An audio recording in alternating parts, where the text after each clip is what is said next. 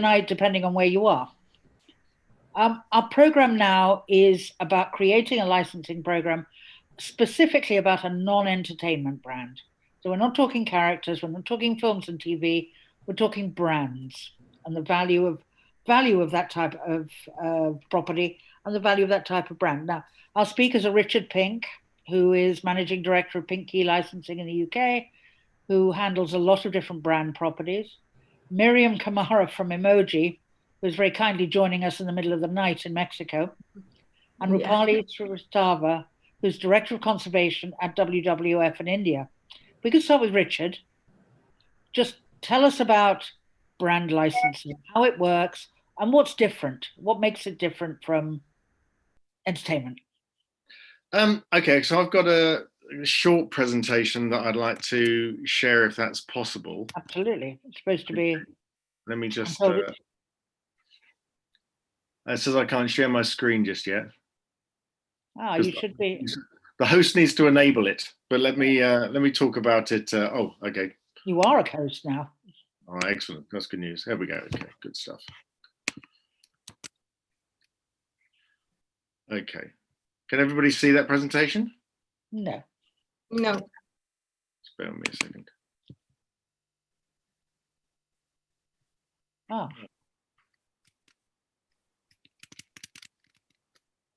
How about now? Here we go. Yeah. That's good news. Okay, so let me just do this from the beginning then.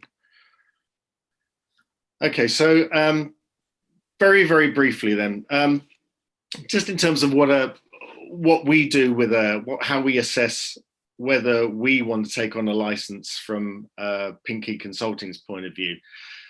The key thing, I think, in terms of whether it fits into particular markets, when I'm thinking about taking it from market to market, particularly when you think about India, is what's the awareness? Because you can't use licensing to drive the awareness of a brand. The awareness actually already has to be there. So that's one of the key things that we look at. This is our portfolio here. As you can see, it's very biased towards food brands and taking food brands into non-food. The one exception there is probably Pan Am, which is our one and only kind of brand that isn't associated with food. But you can see that, and this has kind of been arrived at more by luck than judgment, I would say, because we kicked it off with Kellogg's Vintage and Pringles. And as a result of that, I think a number of people have seen what we did with those brands, and we've become kind of specialists in taking food brands into the non-food area. So after the awareness, I think one of the most important things is it has to have very clear and distinctive branding to be able to take a non-entertainment property and move it into licensing. So you can see some of the examples you've got on here. One of the kind of clear things with Pringles is the logo and how distinct that is, and Mr. P, the icon that goes with the Pringles branding. Again, with Slush Puppie, one of our brands, and I know that's not particularly well known outside of the UK and the US, but it's a very, very distinctive, very distinctive branding, very, very clear, and people kind of recognize that. So that combination of awareness and also the distinct branding makes it very, very important. You can see, Tony the Tiger is a particularly well-known icon. And that means that it can apply itself to particularly all kind of ranges of product. For example, the bag you're looking at there was worth about 1,500 quid, and it was an Anya Hindmarch, very well high-end design bag that was available at very, very high-end stores. Also, Tony the Tiger will actually go into some of the kind of, it would even go into Primark if you like, so it works at all ends of the spectrum. But the most important thing, I think, with once you've got the awareness there and you've got that kind of distinctive branding, is to make sure that the brand has that body of artwork, or they're willing to create a body of artwork to go with it. I'm lucky in that the Kellogg Vintage has probably about 1 million pieces of artwork going back to when the company was founded.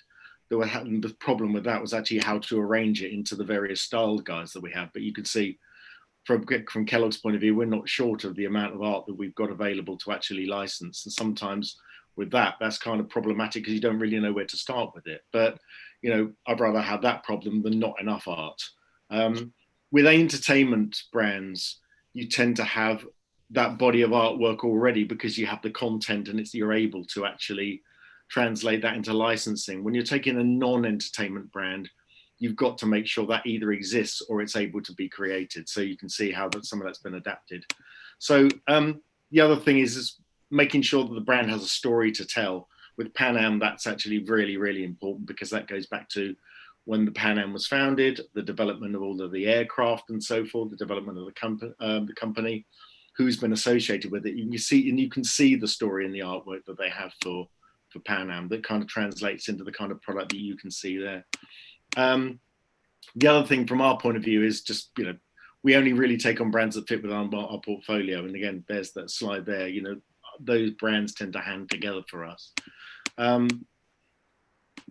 The other thing which is most important is most of the brands that you talk to who are not in entertainment sometimes don't really understand what licensing is about. Licensing is a natural extension of entertainment properties, and it's not a difficult conversation to kind of take a property, whether it be Disney or Warner or whatever it might be, a BBC property. There's a natural kind of extension of that, which would say, okay, how does that apply to product? And sometimes that's worked into the development of the brand from early on. I remember when I used to work in entertainment, we talked about how we could actually build in licensing opportunities into the content of the program. That doesn't happen with a non-entertainment brand. So you've got to be able to talk to people who work within the brand who understand what licensing is about and what they need to do to take it into licensing, but also prepared to put the processes in place to make it easy to do it.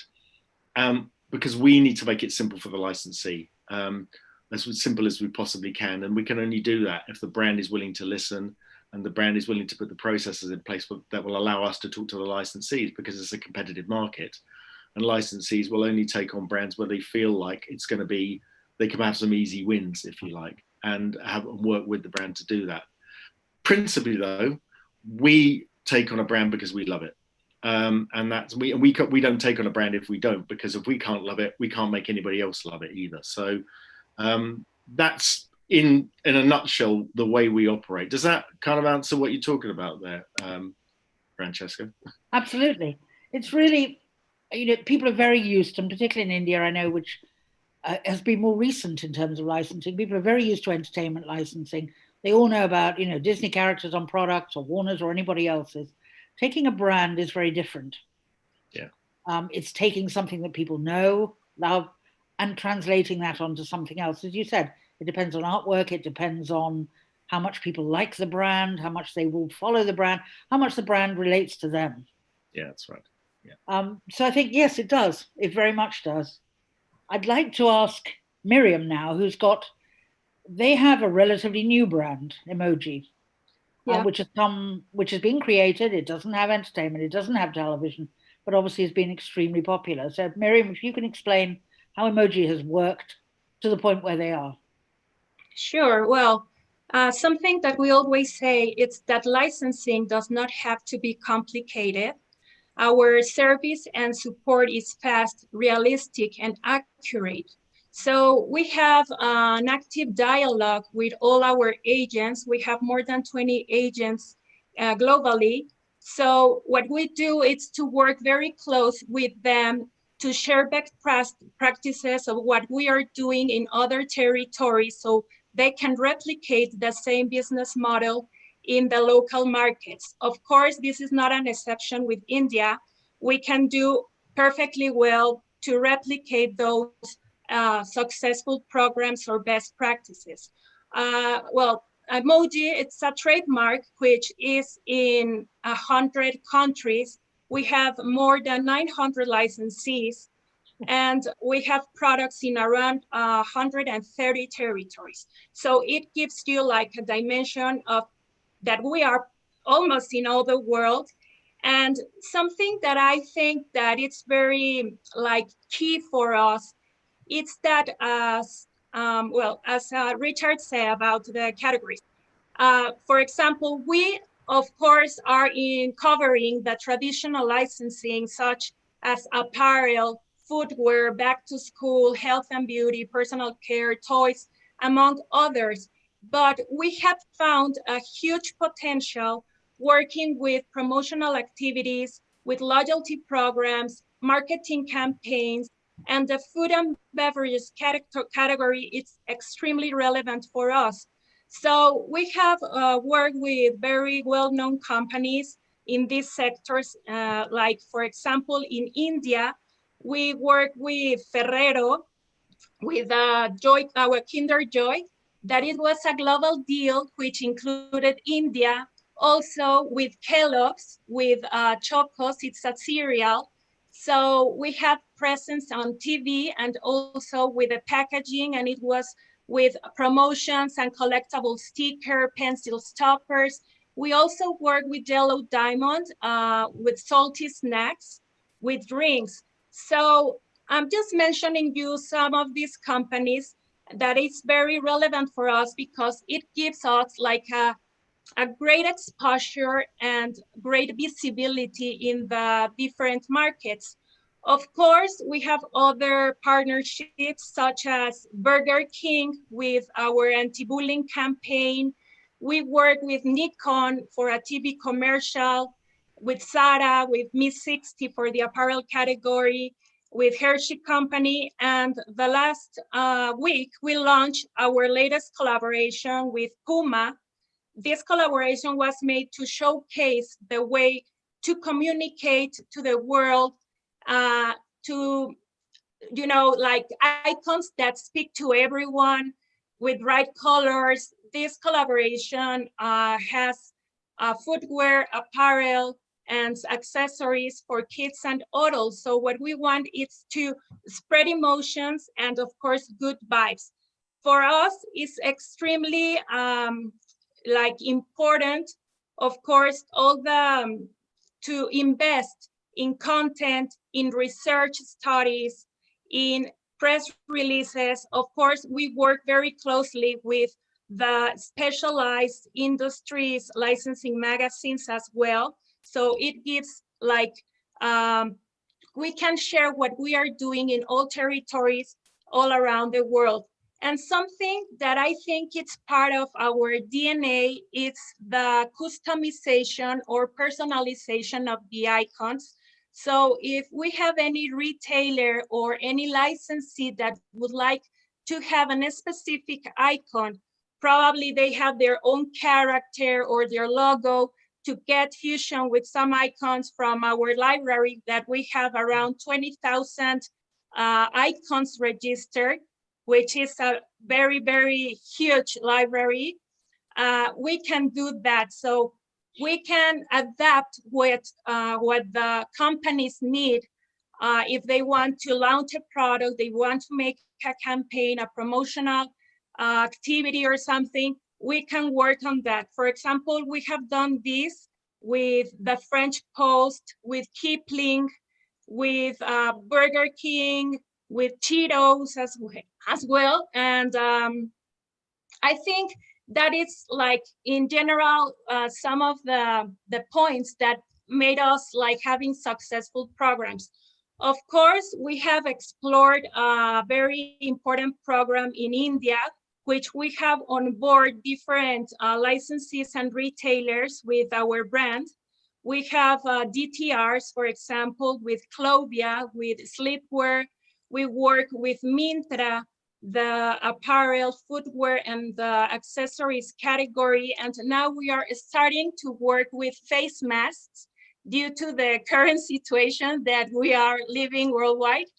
And as well with Reliance. So we have also a multi-category program with them. So we are working very close with our agent, who is Bradford, and we are very happy to share with them other best practices so they can still like growing the presence of emoji in the Indian market. Do you see that presence, just very quickly, growing in the Indian market? Yeah, I think particularly at the moment where people want happy images because of the current world situation. Well, I think that actually, well, our icons can adapt to any kind of products, and nowadays people communicate more with icons than with words. So it's an easy way to make a, you know, if you want to express your feelings or your emotions, emoji, it's the perfect brand to do that. And everyone is always using the icons to express their identity or their emotions. Yeah, no, that's fascinating. Yeah. And now for our third part of this, we're going to call on Rupali Srivastava, who I don't think I've pronounced her name right. Just She is go Director of Conservation with WWF India. She's going to talk to us about how, really, as in any branding program, sustainability has become increasingly important. Well, thank you, Francesca. So I wanted to break it into three parts, really. Talk about three parts. Why licensing for nonprofits? Why sustainable products or sustainability, and why now? So really, you're all licensing experts. I'm not. I really think I come from the perspective of a nonprofit, and I think it's a great fit between a nonprofit and a brand to take the mission of the nonprofit, to join hands to take the mission forward. For the what's in it for brands and retailers? Well, I think increasingly research shows that whether it's millennials, Gen Z, increasingly the younger customers are very conscious and aware. They care about the brands. They care about brands with a purpose. They want to associate with brands which have a purpose, and they are equally, they ditch brands, they give up on the brands that they think are not doing good or have dodgy practices. So I think it is about associating with, it's about giving customers something that they care about. For a not-profit, really, it is well, to be honest, it is an additional revenue stream for WWF conservation. Our core mission is conservation. And as a nonprofit, we need revenue stream. So it is about it's an additional revenue stream.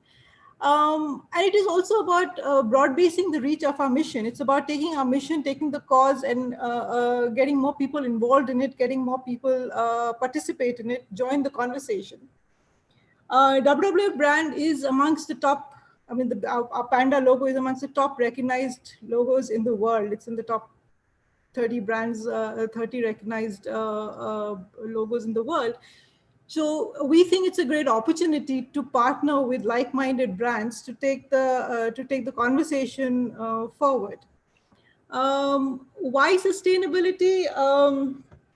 As I said, it's about making the conversations, which are very niche, making them more mainstream, getting people, and it is happening all over the world, right? It's globally, it is happening, and it was only a matter of time when it started happening in India. But there are so many. I mean, in Amazon in India has given up single-use plastic completely from its packaging. There are brands which are experimenting with recycled materials. Adidas has recycled material. There are within licensing as well. I mean, Disney has a smart packaging initiative, right, which is like a tool which they are getting their licensees to use to make their brands to make the products more environmentally sound and responsible. So I think it is about taking these are trends which are visible already elsewhere, and it's about bringing that in here in India as well. And lastly, I think it's a good time to do it, because I think post-COVID, people have become more aware. Consumers, people want to conserve the environmental benefits that they have seen. The air hasn't been cleaner in years. The water hasn't been cleaner in years. So people want to hold on to that. People want to conserve that. And what better way to do it than partner with, than to get involved with sustainability initiatives and take it forward. So so it's not just the right thing to do. It is something which has started many places. Many brands are doing it. It's about now taking it forward, and this just seems like the right moment in history to probably start doing it. At a time when public health is uppermost at everyone's mind. We think so. That's why we see an opportunity of sort of testing waters with licensing for WWF India Fascinating. And that really is important, actually, that we sustainability has become a very important subject in all licensing, and clearly through brands. I'd like to ask, because through all this, you can see how the brand areas are expanding. I'd like to ask all our panelists, one by one, if you like, do you see the market for non-entertainment brands expanding in your particular market or elsewhere? And if you do, why is that? Is there a move away from entertainment? Is there a need for something that's more ongoing, more classic? Richard, perhaps we can start with you. Yeah, I think it's an interesting subject, because I think, when you look at the more developed markets in the world, and you probably start with the US and then come into places like the UK and some of the more developed markets for licensing in Europe as well. There is a trend, and there has been a growth in the non-entertainment licensing. It's been really led by the model that entertainment licensing has taken, simply because, as I said before, there's a more natural kind of extension from entertainment and the content of entertainment into licensing. But I think as that market has become more and more complex, it's become more and more difficult for retailers and licensees, to a certain extent, to kind of make a bet in terms of which ones are going to work and which ones are not going to work. But inevitably, an entertainment brand, unless it's something like, I don't know, a Thomas the Tank Engine, which has gone on forever and ever, is going to have a shorter lifestyle, or a shorter brand curve than a brand like Coca-Cola, like Kellogg's, which has been around for nearly 100 years or so. So I think there's been a need, or a kind of a feeling from the people who are actually putting this in front of the consumers, the retailers primarily, to kind of look at something that's got more longevity to it, that they know isn't kind of so focused on the next launch or the next piece of content that's coming out. It's, as you say, it's an evergreen product. And it might not kind of have the hype around it that some of the kind of entertainment properties has if it's a big film franchise. But in 10 years' time, it's still going to be there. And that body of art is still going to be there as well. So I think that's the reason why there's been a move towards non-entertainment licensing. It doesn't mean that entertainment licensing is decreasing, because it isn't. It's still a growing part of it. What's happening is the brand entertainment sector is growing as well, and it's taken its lead from the model that's been established by entertainment licensing. But people are looking at it and going, okay, there's a safer bet for me. There's something that's going to be coming back in 5 years, 10 years time.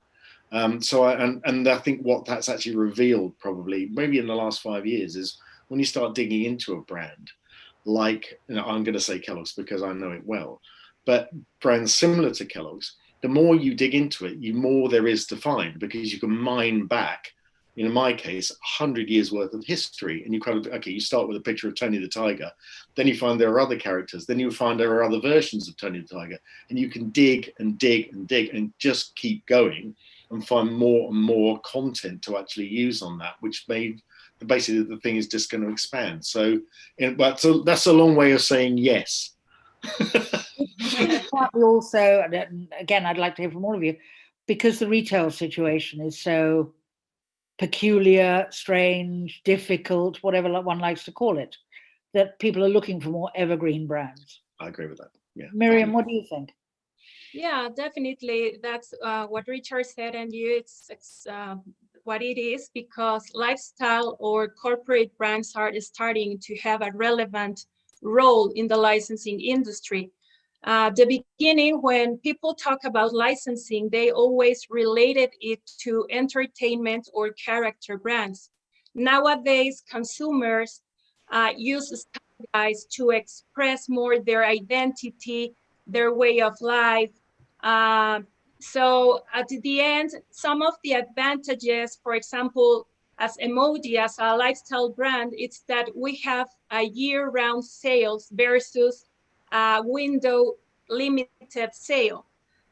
We also do not depend on the successful of an escorting movie, a TV series, or a toy launch. We can be on shelf 365 days regardless of the season. That is why we are always working, for example, in style guides. We have 121 style guides that can be perfectly adapted, and every 2 or 3 weeks we are releasing new ones. So we always have content to give to our different commercial partners. Of course, as you said, it's an evergreen property. So that is something very important, the connection with the audience as well, the emotional connection. And of course that we can reach different targets as well. And something very important is that we are part of societies and cultures. It's interesting. Now, Rupali, obviously from your point of view, WWF, as you said, is very well known, hugely known around the world, but you have a very specific mission of conservation. So how do you choose your licensing partners? So, so to answer this question which you asked earlier as well, from our perspective, it has to be. I mean, longevity is of the relationship is integral to it, right? Because we're talking about sustainability in materials, in manufacturing, in packaging, and to implement that kind of transformation, it takes a certain amount of time, and customers are not. I mean, customers are very smart, right? I mean, they can tell when somebody is just using it as a marketing gimmick versus when somebody when a brand is actually looking to looking to make an actual difference. So by definition, for us, it would mean a long-term relationship, a long-term partnership with a licensee. It's not about 6 months or about a range.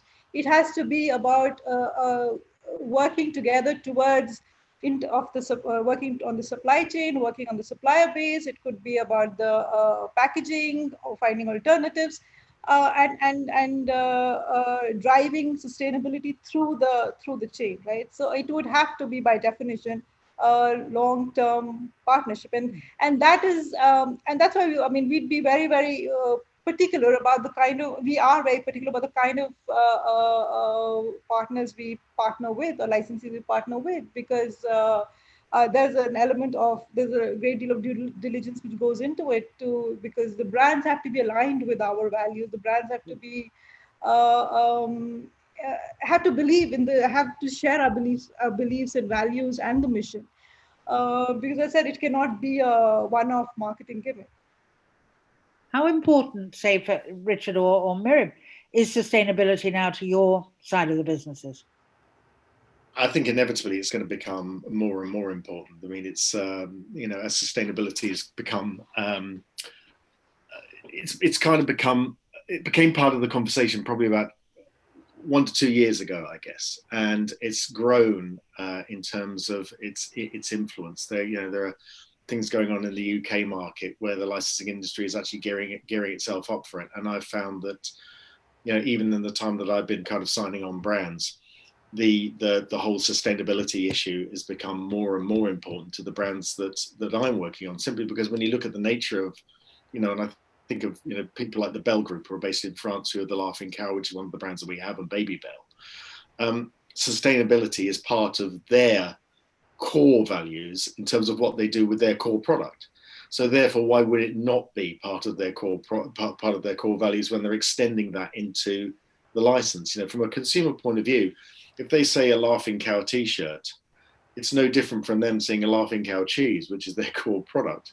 So they would expect the same values to apply to a t-shirt as they would to a cheese, if you like. So it's become more and more important to the brands that we're looking for, particularly when they've got a global platform and global awareness, like the Laughing Cow, like Kellogg's has, like Pringles has. You know, it's going to be massively important. I think, if I'm being honest, I think the licensing industry is playing catch up. But I think it's playing catch up very fast, because I believe actually it has to. There's no difference between a product and a licensed product, and I think it's, you know, the more it's kind of become more of part of the agenda because of the nature of the brands that we're actually licensing, because there's a need to do that. You know, all the environmental issues are going to come into play. So we're expecting it, and we've actually seen it already in terms of making sure that there are, you know, the right kind of clauses within licensee contracts to make sure that they're doing things in a responsible way, which is in line with the values of what the brand would want them to do. So, yeah. Miriam, what do you think on this? Definitely. You obviously have a lot of licensees.